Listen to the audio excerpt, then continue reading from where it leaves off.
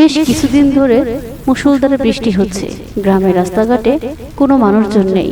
এদিকে হতদরিদ্র রিকশাওয়ালা আব্দুর রহমান তার ভাড়ায় চালিত রিকশাটি নিয়ে রাস্তার এ প্রান্ত থেকে ও প্রান্তে ঘুরে বেড়াচ্ছে কোনো যাত্রীর আশায়। মাঝে মাঝে রাস্তার ধারে রিকশাটি থামিয়ে বসে থাকে, কিন্তু আজ সারাদিন একটি যাত্রীও সে রিকশায় তুলতে পারেনি, তাই তার একটি পয়সাও উপার্জন হয়নি।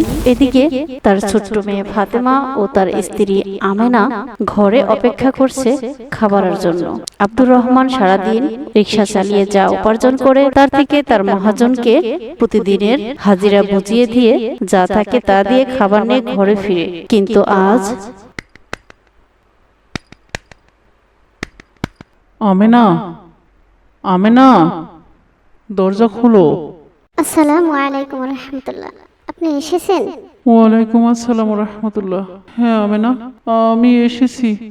কিন্তু কিন্তু আজ আমি কোনো খাবার আনতে পারিনি।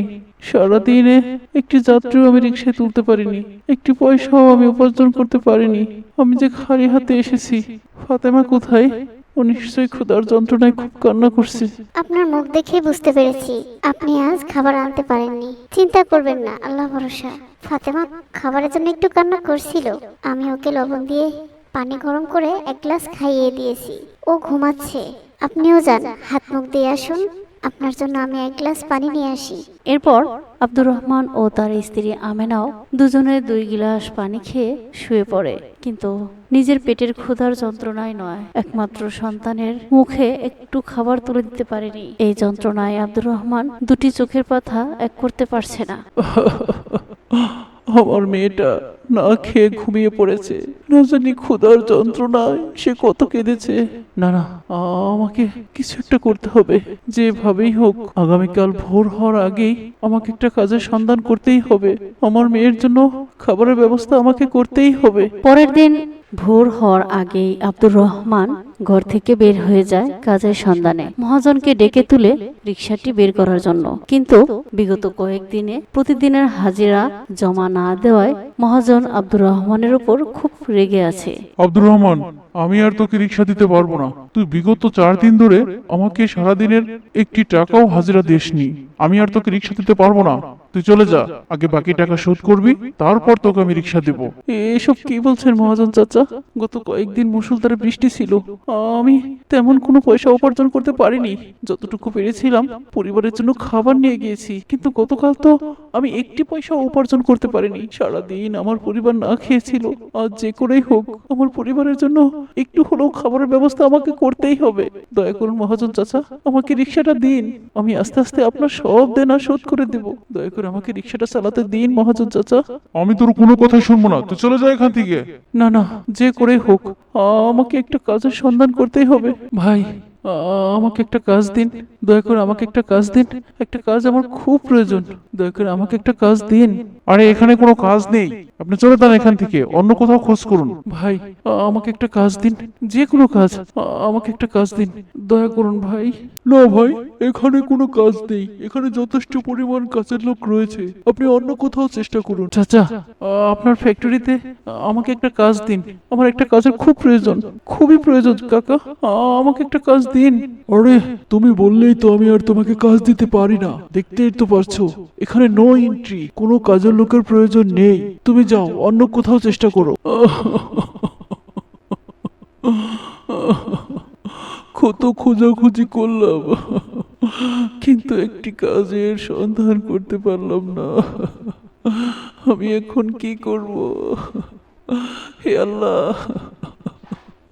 আমি কি করে আমার পরিবারের জন্য খাবার নিয়ে যাব?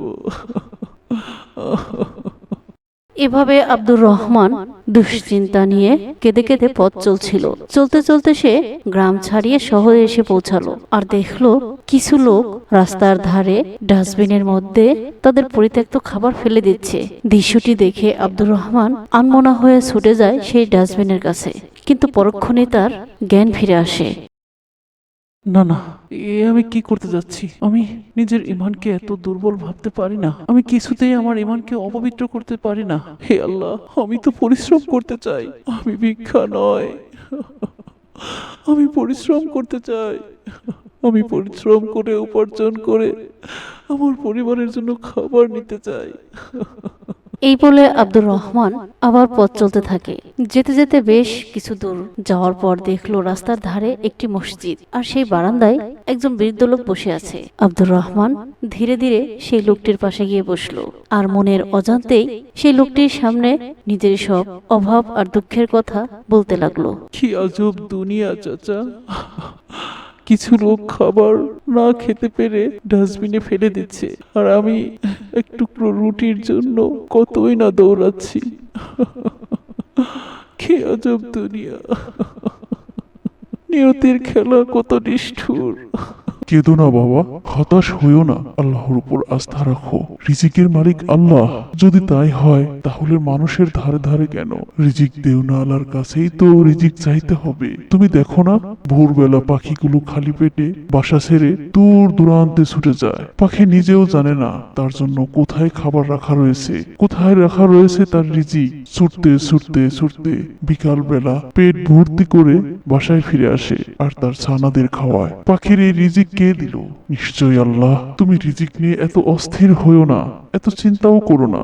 রিজিক দেওয়ালার কাছে প্রাণ খুলে ফরিয়াদ জানাও, তিনি অবশ্যই তার বান্দার জন্য রিজিক বরাদ্দ করে রেখেছেন। শুধু চাওয়ার মতো করে চাও, মনের পূর্ণ বিশ্বাস নিয়ে তার কাছে চাও, যিনি পাহাড়ের কালো পাথরের চিপার মধ্যে একটি পিঁপড়াকেও না খাইয়ে রাখেন না।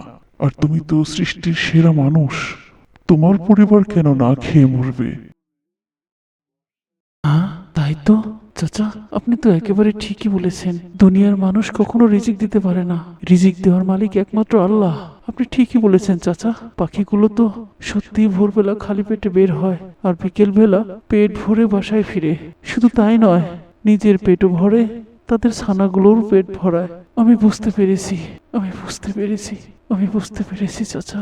এরপর আব্দুর রহমান মসজিদের অজুখানা থেকে অজু করে মসজিদের ভিতরে যায়, আর 2 রাকাত নামাজ পড়ে সেজদায় পড়ে আল্লাহর কাছে তার সকল দুঃখের কথা ফরিয়াদ জানাতে থাকে। ওগো দয়াময়, ওগো রহমান, আমি বড় গুনাহগার। আমি মানুষকে তোমার চেয়ে বেশি শক্তিশালী ভেবেছিলাম। আমি ভেবেছিলাম মানুষই বোধহয় আমাকে খাওয়ায়। আজ আমি নিঃস্ব, তোমার দরে এসেছি মাবুদ। আমার রিজিকের ফয়সালা তুমি আসমান থেকে করে দাও। আমাকে আর মানুষের ধারে লাঞ্ছিত করো না খোদা। আমাকে তুমি ক্ষমা করো, ক্ষমা করো। এভাবে আব্দুর রহমান কেঁদে কেঁদে মিনতি করে তার রিজিকের জন্য আল্লাহর কাছে বেশ কিছুক্ষণ কান্না করতে থাকে। এরপর মসজিদ থেকে বের হয়ে আব্দুর রহমান পুনরায় পথ চলছিল। হঠাৎ দেখলো রাস্তার মাঝে একটি গাড়ির সামনে কয়েকজন মানুষ ভিড় করে আছে। কি হয়েছে এখানে, কি হয়েছে? আমার গাড়িটা হঠাৎ করে বন্ধ হয়ে গেছে। আমি অফিসে যাচ্ছিলাম, কিছুক্ষণ পরে আমার একটা জরুরি মিটিং আছে। আমার অনেক টাকার একটা প্রজেক্ট হাতছাড়া হয়ে যাবে। আমাকে এক্ষুনি আমার অফিসে পৌঁছাতে হবে। কিন্তু এই গাড়িটার কি যে হলো, তোমরা কেউ বলতে পারবে? আশেপাশে কোথায় গ্যারেজ আছে? আমাকে এক্ষুনি আমার অফিসে পৌঁছাতে হবে। যে করেই হোক এই গাড়িটাকে গ্যারেজে নিতেই হবে। স্যার, আশেপাশে এখানে কোনো গ্যারেজ নেই। স্যার, আপনি যদি কিছু মনে না করেন, আমি একটু দেখতে চাই আপনার গাড়িটা। আসলে আমি আগে মেকানিক্সের দোকানে কাজ করতাম, আমাকে একটু দেখতে দিন। আরে, এই কথাটা আগে বলবে তো। তাড়াতাড়ি দেখো দেখো, আমার এত জরুরি একটা মিটিং, যে করেই হোক নির্দিষ্ট টাইমের মধ্যে আমাকে অফিসে পৌঁছাতেই হবে। এরপর আব্দুর রহমান সেই বড়লোক লোকটির গাড়িটি দেখতে থাকে। কার্বনের একটু সমস্যা হয়েছিল। আব্দুর রহমান 5 মিনিটের মধ্যে গাড়িটি ঠিক করে দেয়। ব্যবসায়ী লোকটি খুব খুশি হয়ে যান, আর তার মানিব্যাগ থেকে এক বান্ডিল টাকা আব্দুর রহমানের সামনে বাড়িয়ে দেন। এতগুলো টাকা আব্দুর রহমান একসাথে কখনোই দেখেনি। সে খুবই অবাক হয়ে যায়। স্যার, এত টাকা দিচ্ছেন কেন? আমি তো এত টাকার কাজ করিনি। আরে, এটা রাখো, এ তো খুবই সামান্য। আর এটা আমি তোমার কাজের জন্য দিচ্ছি না, মনে করো আমার বিপদে সাহায্য করার জন্য আমি খুশি হয়ে তোমাকে দিচ্ছি। এত টাকা, এত টাকা, আমি তো এত কাজ করিনি। হে আল্লাহ, হে আল্লাহ, তুমি রহমান, তুমি সত্যি রিজিক দাতা, তুমি সত্যি রিজিক দাতা। না না, আমি এখনই খাবার নিয়ে ঘরে ফিরে যাই। আমার মেয়েটা না খেয়ে আছে। হ্যাঁ হ্যাঁ, এখনই আমি খাবার নিয়ে এরপর আব্দুর রহমান সেই টাকা থেকে তার পরিবারের জন্য বেশ কিছু খাবার কিনে নেয় আর তার মেয়ের জন্য একটি পুতুলও কিনে নিয়ে খুব খুশি খুশি মনে ঘরে ফিরে আসে। পুতুলটি পেয়ে ফাতেমা খুবই খুশি হয়ে যায় আর আমেনার মনটাও একেবারে খুশিতে ভরে যায়। আজ কতদিন পর তার ঘরে এত ভালো ভালো খাবার এসেছে।